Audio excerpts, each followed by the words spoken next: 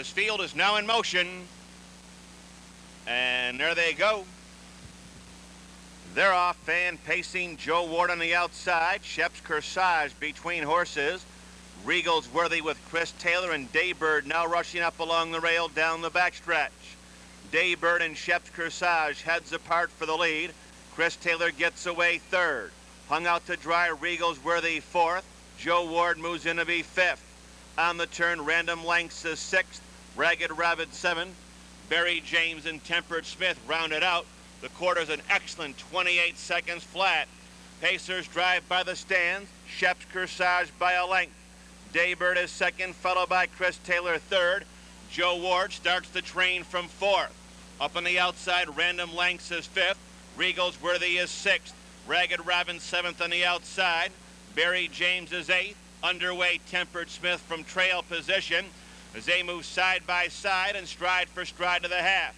Shep's Corsage is on top. He slowed it down, passing the half in a minute flat. Out of the turn and down the backstretch, Shep's Corsage cuts his own mile, driving three wide off cover, Random Lengths. Accelerating between horses, Joe Ward. Chris Taylor is now fourth. Daybird is fifth. Ragged Robin now on the far outside is sixth. Tempered Smith is seventh. Off stride, Barry James. Along the rail, Regal's Worthy. They're into the three-quarter mile pole, jumping off stride, Ragged Robin. That leaves Shep's Corsage on top by a neck in 1:30-1. Shep's Corsage leads the way. Right alongside, Joe Ward is second, followed by Daybird in third. On the far outside, Chris Taylor fourth.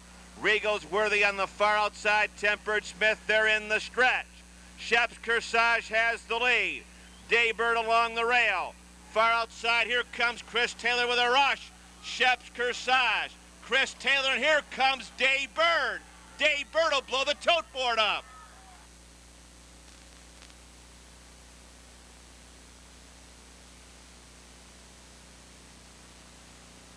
And exact the wagering, scratch number 9, Reacher. Scratch number 9, Reacher, 17 minutes until post time at 8:32.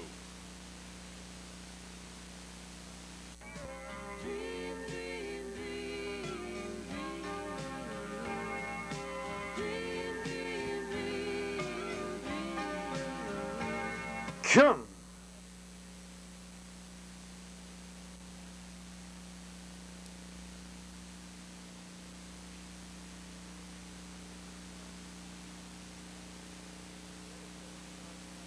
And there they go, and driving out for the lead. C favorite down along the rail, Daybird. They head into that turn. Leverett Elmhurst got away third. It's counter move on the outside, fourth extreme outside. Regal's Worthy moves up fifth, continues to move up. Hanover down along the rail in sixth, followed in seventh by Kurtz. To get away, eighth, Oil Tug, and the early trailer on the back lane is Edna May.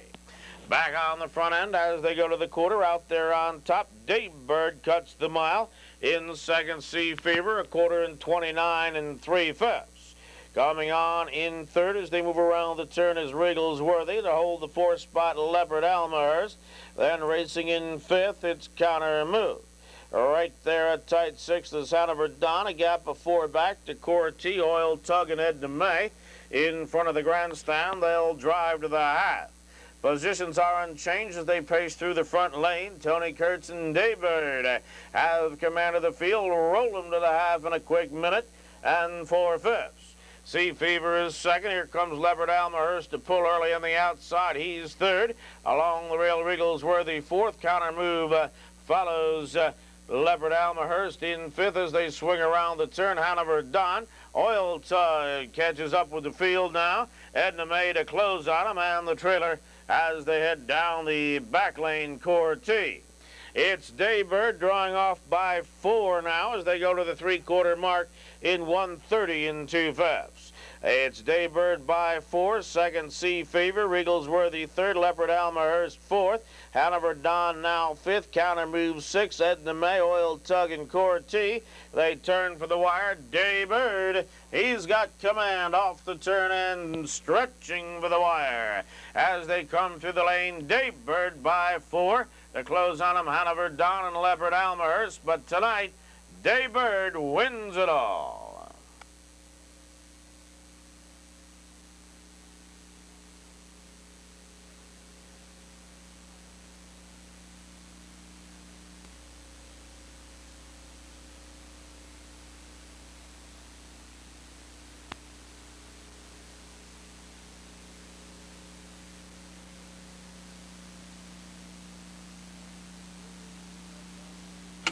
Order finished, Daybird the winner, Leopard Almahurst 2, Counter Move 4, Kurtz 9, Sea Fever 5, Wrigglesworthy 7, Oil Tug 6, Edna May 8.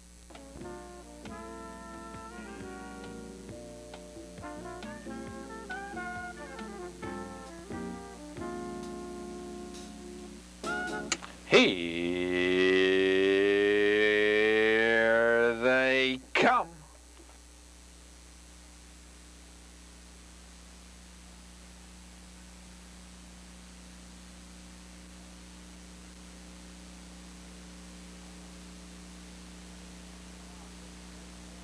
And they're off. It's Daybird. From the outside is Danbury. Back along the rail, Altona.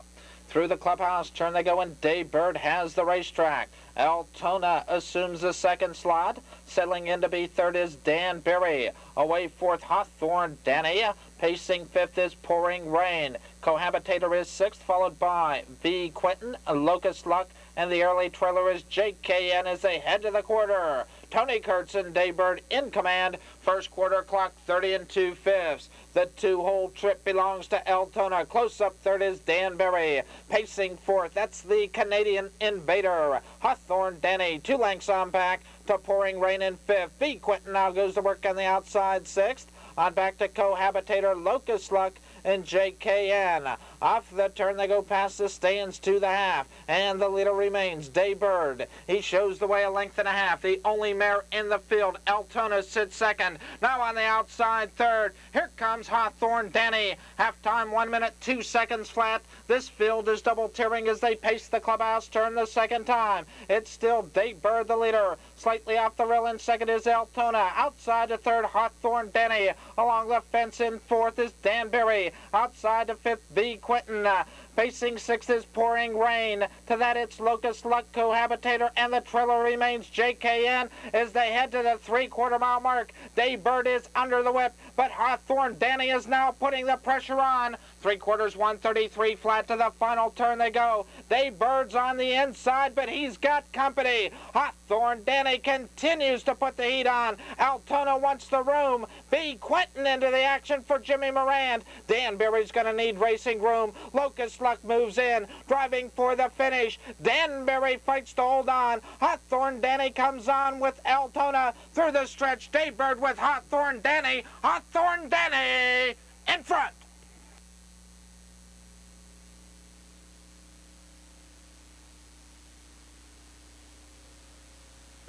That's his first win of the 1986 season.